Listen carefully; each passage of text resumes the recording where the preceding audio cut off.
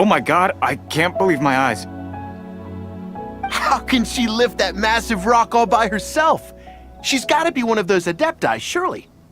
Oh, mighty Adeptus, please give me your blessing so that in the coming year I may reap a more bountiful salary. This is top tier in size and quality, and the condition it's in is quite simply immaculate. Congratulations, this item is approved for submission. I'm going to award you full marks for the Sunset Vermilionite item. May I take your name? My name isn't important. I'm not even here to compete. I was just delivering this for some other people. They should be here any minute now. Shenhe! And Ningguang's little helper! Ah, so you're the ones behind this. No wonder. The rarest talent turns in the rarest plastrite specimen. But I have to correct you on one point. It's not helper, it's secretary. Okay then, Miss Secretary, what do you think of the rock we found? Pretty amazing, right? In truth, it is the finest piece of plastrite we have received so far. If everything goes according to plan, we will use this piece in the foundation of the Jade Chamber, which will enable us to proceed to the next stage of construction. As a side note, Lady Ningguang has rented some dwellings in the nearby area to serve as accommodations for the contestants. If you need a place to rest, you are welcome to stay there. Now, please excuse me. As you can see, there is still a lot of work to do on the building site. Shenhe! Shenhe! Just now on the way over, pretty much everyone was singing your praises! Oh, really? What kind of reaction is that? So strange. Aren't you happy about it? Whenever Paimon gets praised, Paimon can't help but hold her head up high and break into a big smug smile. I've had similar compliments before. They call me an Adeptus, treat me with great deference and respect, as if I'm set apart from the common folk. Yeah, 'cause that's how adepti are. At least the ones we've met are pretty unique and reclusive, too.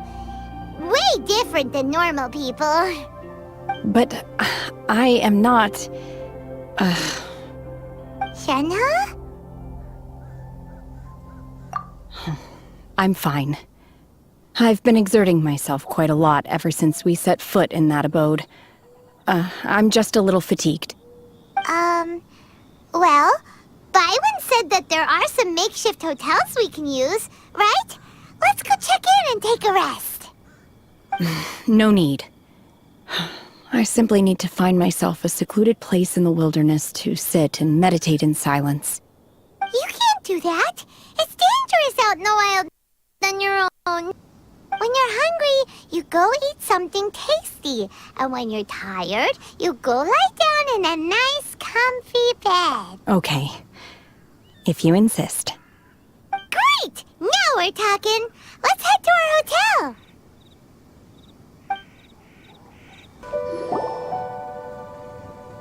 Hi there! Checking in, are we? You're just in time. We only have 2 rooms left.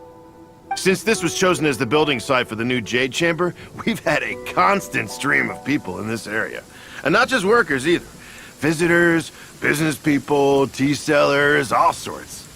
So, business is booming for me today. Very few vacancies. You're lucky you got here when you did. Great! One of your rooms is still being cleaned. I guess it should be ready within the hour. The other room is just through the door on the left. Here are your keys. All right. Hope you enjoy your stay. Please excuse me, I'll leave you to it. Shenhe, you should go get some rest. We'll hang around outside until the other room's ready. Paimon's gonna go see if there's anything good to eat around here. Paimon couldn't help but notice one of the guests walk in with a huge grilled chicken drumstick before. Let's buy one for Shenhe too. She can have it as a midnight snack, or save it for breakfast tomorrow. All right. I will. If you need anything, don't hesitate to disturb me. I'm a light sleeper. I will hear if you knock on the door.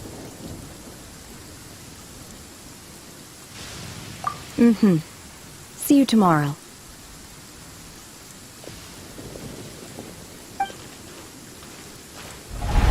Hey! Isn't that Cloud Retainer? What's she doing here? Let's go and say hi. One trusts you have met Shenhe. So, are you getting along quite well? So far, so good. Yeah. So, you know Shenhe too, Cloud Retainer? Naturally. Save for Ganyu, who spends the majority of her time in Liyue Harbor. All the Adepti living today are acquainted with Shenhe to some degree. Cool. So, what's her Adeptus name anyway? Calling her Shenhe feels kind of friendly, but also kind of disrespectful. So Paimon's thinking maybe it'd be better if we called her by her Adeptus name instead.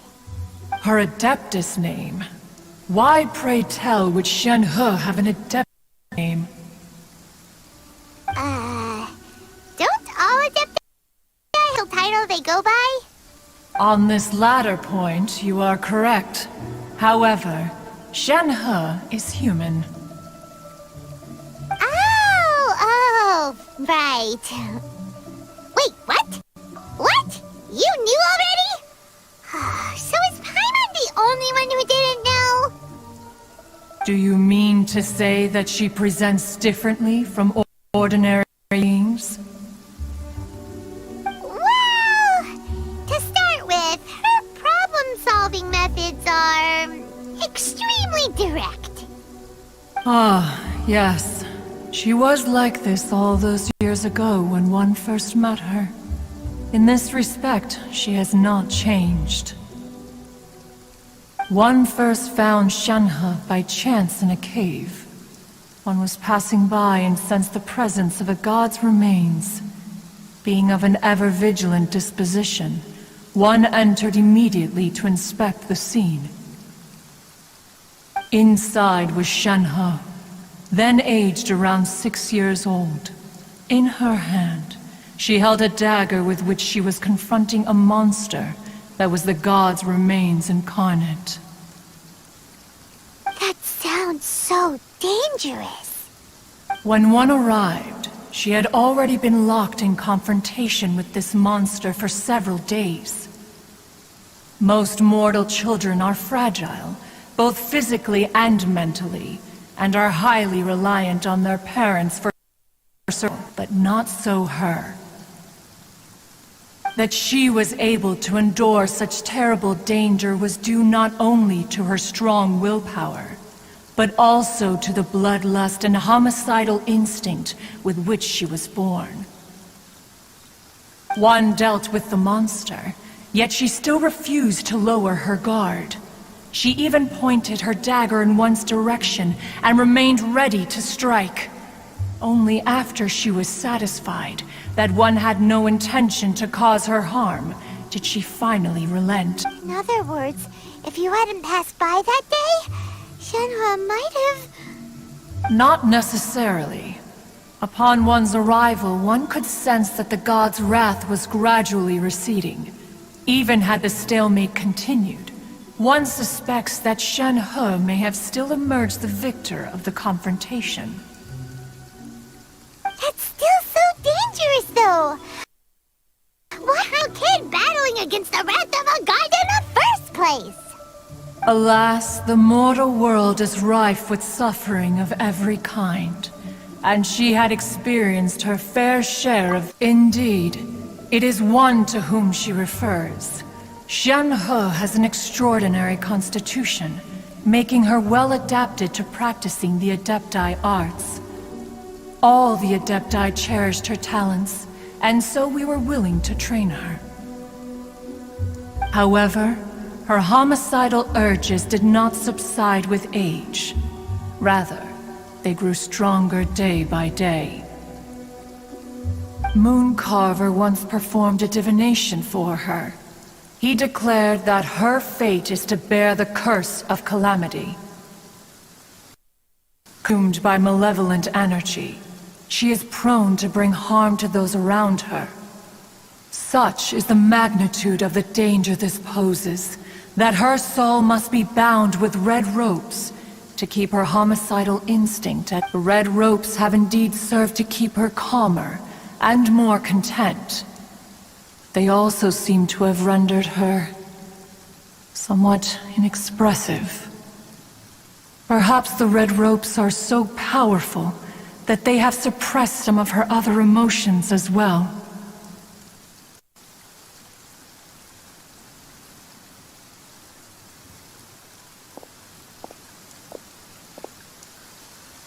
It is only by fate that people's paths may cross. Now that Shenhe's path has crossed with yours, please be sure to treasure the gift that fate has given you, and take good care of her. Oh, now Paimon gets it. You came out here to check up on Shenhe because you were worried about her, didn't you? Huh. You dare draw such a facile conclusion on the nature of one's present excursion? Incorrect. The truth is that while Liyue Harbor may seem peaceful today, danger is always lurking in the shadows. Ningguang once made a bold assertion that this is to be the era of the contract between Liyue and the humans. Well, one is most curious to observe how she will respond to the coming storm. If she handles it admirably, one is willing to be a witness to her achievements. But if she does not, the Adepti shall not hesitate to seize control. Let us conclude our conversation here for today. One has occupied enough of your time, and night is approaching. Be sure to get ample rest. Hey! So, Shenhe... Master has relayed my situation to you, I take it. Oh? How did you know? I'd intended to wait until you came back before going to sleep, but I didn't hear you come in. I was worried that something may have happened to you, so I went outside to check and caught sight of my master. On top of this, you have been acting very strangely around me this morning, causing me to suspect that my master must have told you everything about me. After all, Master is... very talkative. Sorry, Shenhe. Paimon had you down as an Adeptus this whole time, but it turns out Paimon was wrong. It's okay. I don't mind. The fault is mine for not explaining everything to you sooner, because in my experience, trying to explain is a futile pursuit. Still, though you mistook me for an Adeptus, you never treated me as distant and unapproachable. Instead, you treated me as you would a friend. For this, I am very grateful indeed. To be fair, we've met our fair share of real Adepti, too. Anyway, now it's settled. From now on, you're our friend. Whether you're an Adeptus or a human isn't the important thing. First and foremost, we're just plain old friends. Got it. Although I don't know quite what it entails in terms of what I have to do, I must say I like the title friend very much indeed. Great! Well, now that we're all rested up, we should start searching for the other 2 items on the list. But before we do that, let's go to the building site and ask Ningguang's little helper how the progress is going.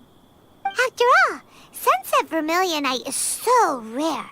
Paimon doubts many competitors will really be able to find any. If it turns out some of them have given up already, we'll be able to take things a little more slowly.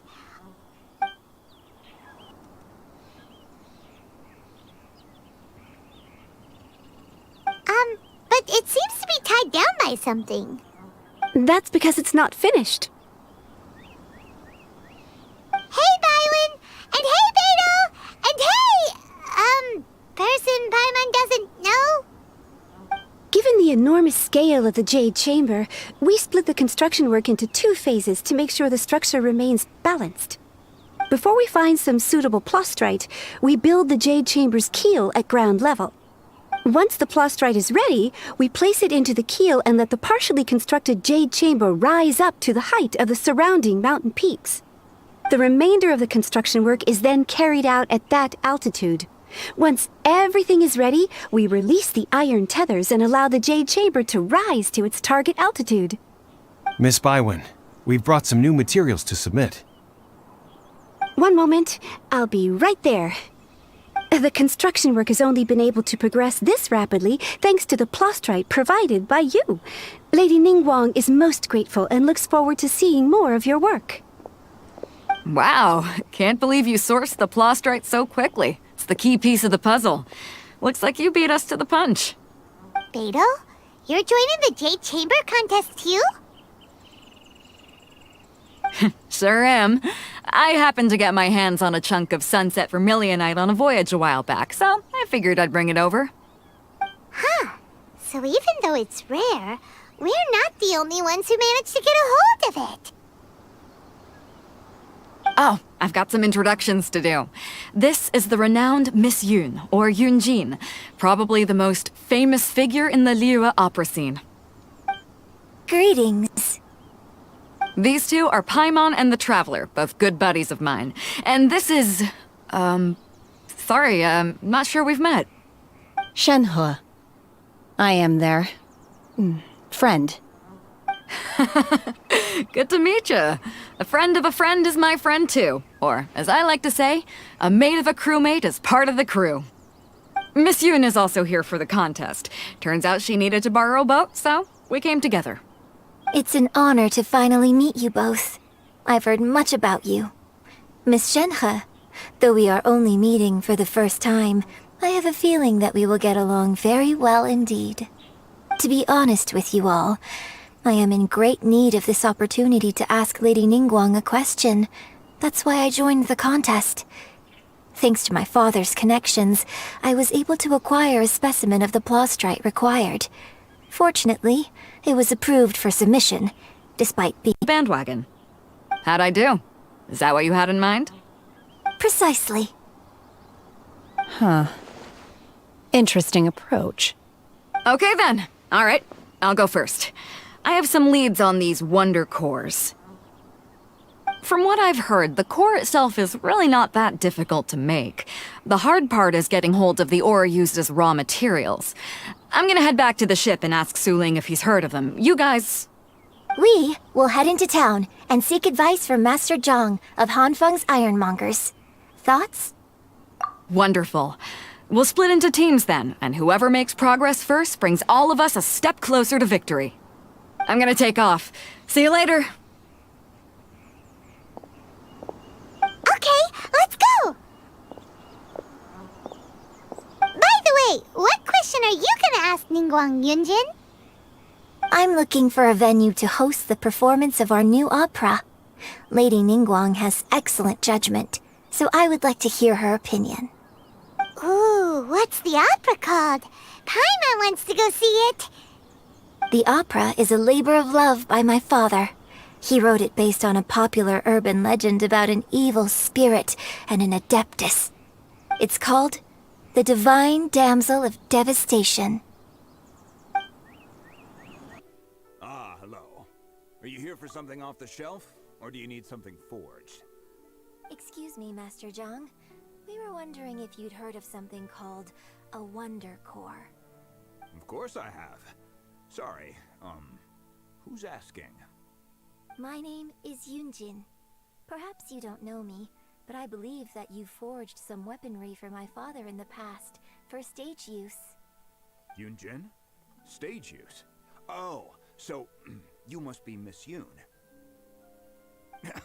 Sorry, my brain's finally caught up. It's not used to doing much beyond bashing a hammer all day. Everyone's heard of you, Miss Yun. Even folks who don't make it to the opera all that often. Like myself. So, you're here to ask about wonder cores, huh? As it happens, I do know how to make them. Matter of fact, I made some for Lady Ningguang back when she was building the original Jade Chamber. The types of ore needed to make wonder cores are a little hard to come by. Lady Ningguang supplied them herself last time. I don't suppose you've brought any yourselves? No, we were gonna ask you what kinds of ore we need. Sure. Well, you'll need two kinds. Star Splinter Iron and Subrosium. If I remember correctly, Lady Ningguang sourced her Star Splinter Iron from the Mount Tianheng area. They say it resonates with visions. It could take some work, but if you stick with it, you'll find some eventually. As for the Subrosium, though, that's trickier. It's all but unheard of on the market. I'm really not sure. Sorry. What I've heard is that the people around Mount Tianheng have some sort of magic trick that can pinpoint the location of the stuff. Of course, it's probably just hearsay. If you want my advice, start by looking for Star Splinter Iron around Mount Tianheng. And if you run into any locals, ask them a few questions about Subrosium. Mount Tianheng. Interestingly enough, the story of the divine damsel of devastation also takes place on that mountain. I hear the view there is quite spectacular. A favorite destination of the Adepti, in fact. Perhaps it can give me some inspiration. Let's not delay. We should head straight there.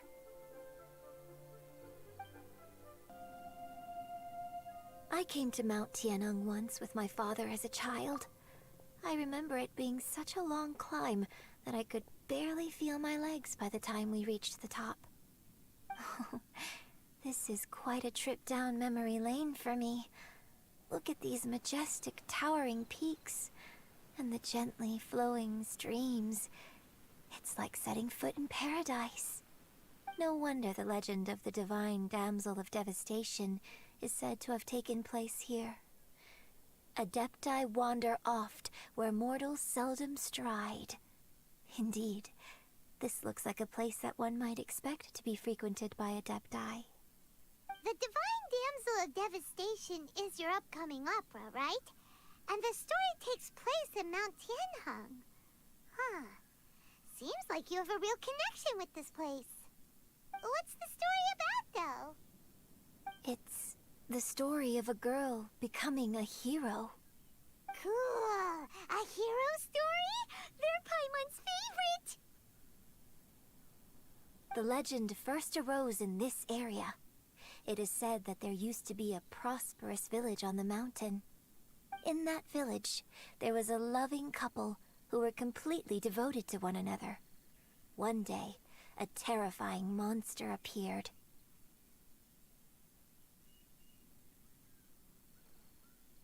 The wife was out collecting herbs and was captured by the monster. Her husband was so distraught at the news that it broke his spirit and drove him to madness.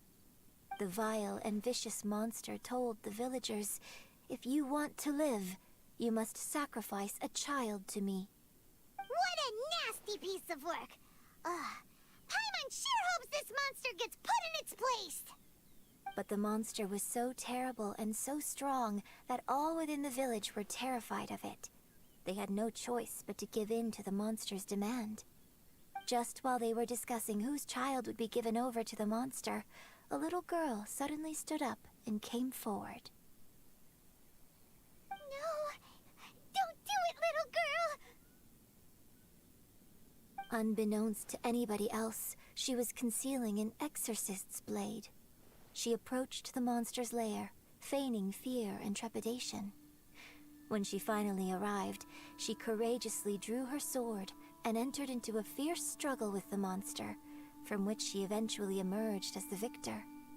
Her extraordinary abilities drew the attention of the Adepti, and they took her as one of their own. Her story became the stuff of legends. But alas, the paths of mortals and Adepti seldom cross, and she would never again re-enter the mortal world.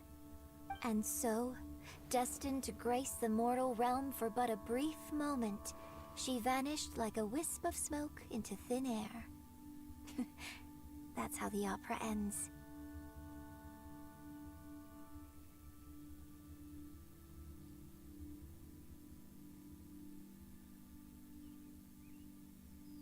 I really like this story. But I personally think that perhaps the little girl was not as brave as the opera makes her out to be. I'm not sure she deserves all the praise she is given. I've never considered that before. Opera is always an interpretation of the events it purports to portray. A certain degree of deviation from the truth is always inevitable. When my father wrote the script for this play, I suppose his intention was to inspire his audience with the character of the divine damsel. I think it's a great story. The ideal story. Well, it sure inspired Paimon! Let's go get ourselves some Star Splinter iron! Yeah! There really is someone here.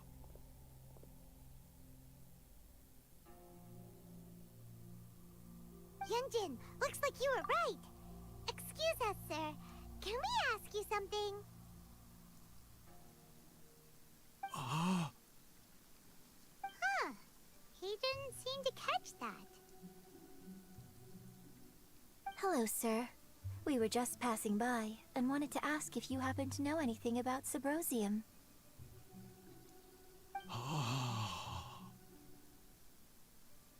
Is he trying to tell us to look for clues in the village? Well, whatever. Guess we're on our own here. Shenhe, Yunjin, let's have a look around. Sorry, you can go ahead without me. I'd like to have a word with this gentleman. If that's okay with you, Uncle Mingjin. It's... Shenhe. Shenhe. You're alive. The rumors were true. So, all these years? I'm sorry, I don't know how to find Subrosium. But I think you can find some information in the village. And this place is deserted now. No one ever comes here. So you can rummage around all you want. Huh? You know this guy, Shenhe? Thank you, kind sir. We'll go and take a look around. Don't worry. Mingjin has no ill intention towards Miss Shenhe. She'll be quite safe. Okay, then let's see what we can find in this village.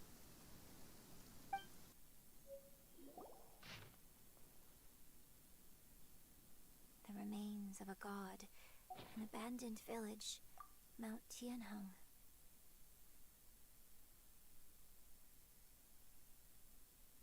Does this mean that the true story of the divine damsel of devastation happened right here, in this village? The time frame certainly matches, so it seems we're in the right area. Let's keep looking around. What's this?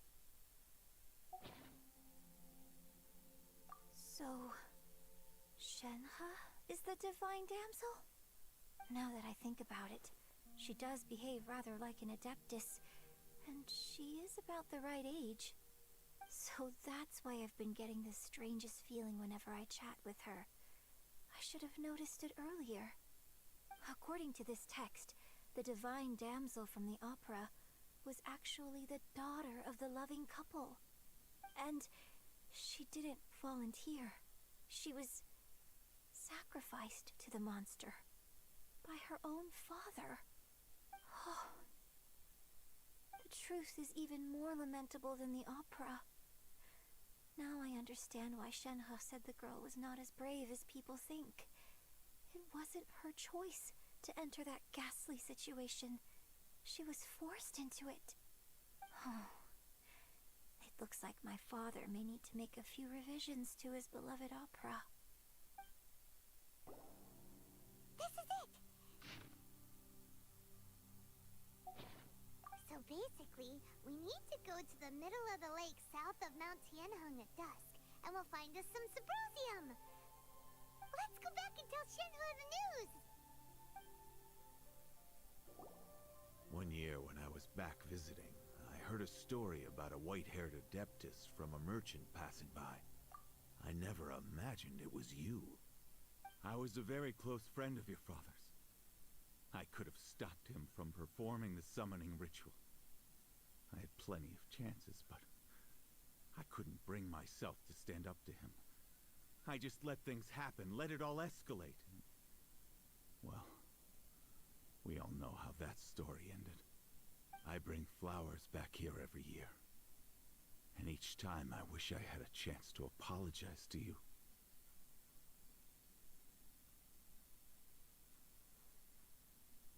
Apologize for what? If you'd stopped him, he'd only have found another way.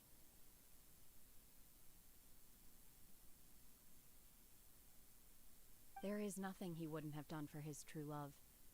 Nothing. Do you still hate him? I don't know what I feel.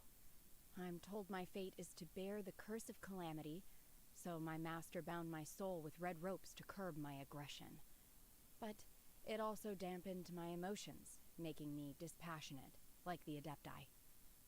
So if you ask me how I feel about the past, if I hate my father or not, the truth is, I feel nothing at all. It must have been so tough for you all these years. Shenhe, we're back! Oh, then I will leave you all in peace.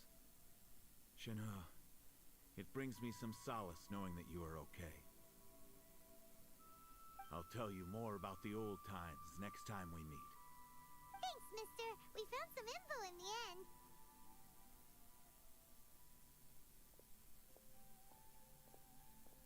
Shenhe, look! This tells us how to find Subrosium. All we gotta do is go to the middle of that lake! Let's go then.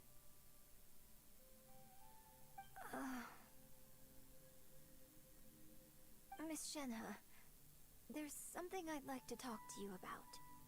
Just now, in the village, we found your father's diary. It turns out that many of the details in the Divine Damsel of Devastation are not true to the facts. So I'd like to change them. Why? I know I say that opera always deviates from the truth, but now that the main character is standing right here in front of me, I cannot simply dismiss your lived experience in favor of my father's fiction. It's okay. I like your version.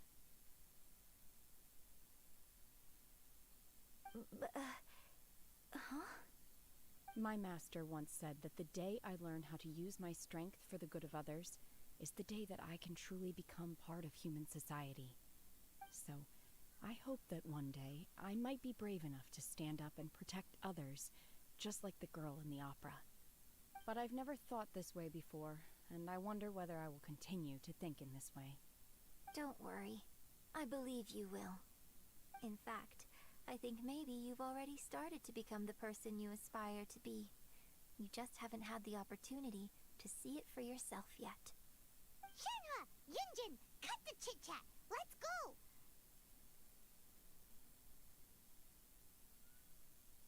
We can't let someone else beat us to it!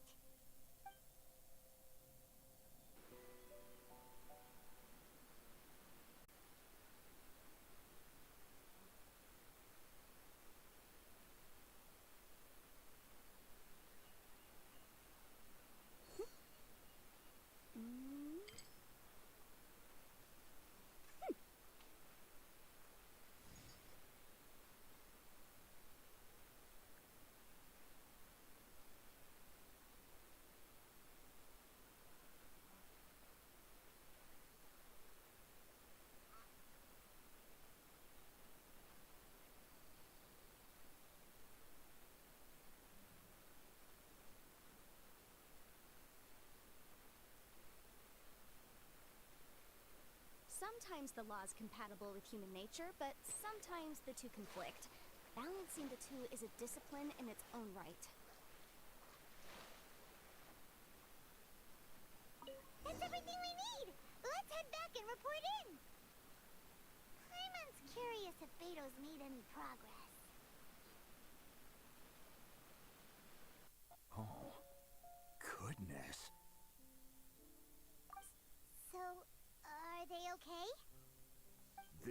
some top quality ore you found.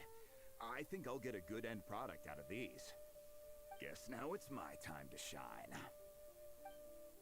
Hey everyone, how's the A-team doing? I ran into a bit of a brick wall on my end. Suling's never seen a Wonder Core before, and says it'd take a lot of research for him to get up to speed. Leave the Wonder Cores to me. I'll work on them while you go about your business. Don't worry. It won't take me too long. Much obliged, Master Zhang. We should look into the Adepti sigils next. But where should we find items relating to the Adepti? I'll sort that out. Oh? You got this then? Yes. I have been training with the Adepti for years. I know a thing or two about making sigils. When we first met, I told you I came for the Jade Chamber, not the contest. In fact, I came specifically to deliver Adepti sigils. Master heard that Ningguang was planning to rebuild the Jade Chamber, so she sent me to deliver some Adepti sigils to her. Master also said she hoped that I can take this opportunity to rejoin human society. But now that I'm here, I wonder if I've been removed from the world for too long. There's so much basic knowledge that I lack. Maybe it won't work for me to stay here after all. But either way, I'm very glad to have met you. And I'll take care of those Adepti sigils. Without knowing the ins and outs of your situation, I can't say whether you should stay or not. But now that our paths have crossed, we'll always have a connection. So if you're ever feeling down, come find me on my ship. There'll be a drink waiting for you. Thank you. So, Master Zhang, I'll need to use your facilities to make the sigils. Fine by me. I'm actually curious to see how the Adepti arts work. Maybe I'll learn something.